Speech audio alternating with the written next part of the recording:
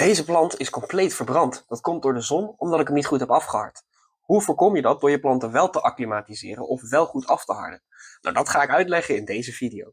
Goeiedag lieve mensen en welkom terug bij Jaspers Moestuinmagie. Laten we beginnen.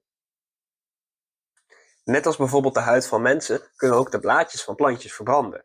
Maar dit willen wij toch wel graag voorkomen. Het ziet er niet mooi uit, maar het geeft ook een enorme vertraging aan de planten die verbrand zijn. Om dit te voorkomen gaan we de planten eerst afharden, oftewel acclimatiseren aan de weersomstandigheden buiten.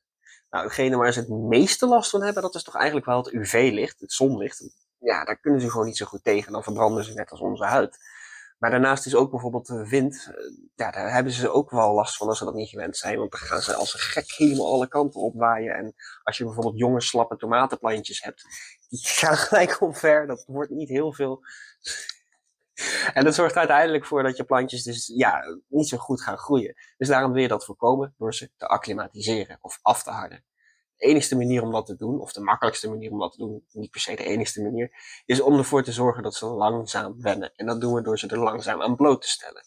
Dus aan het begin zetten we de plantjes buiten in de schaduw.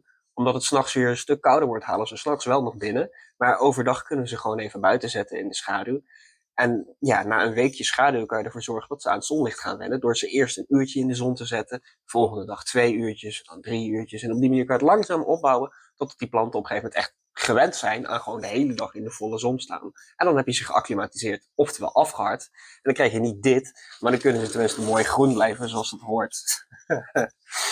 Nou, hopelijk kunnen jullie nu jullie plantjes goed acclimatiseren, zodat niet alle moeite voor niks is geweest en je wel mooie stevige plantjes houdt nadat je ze hebt opgekweekt.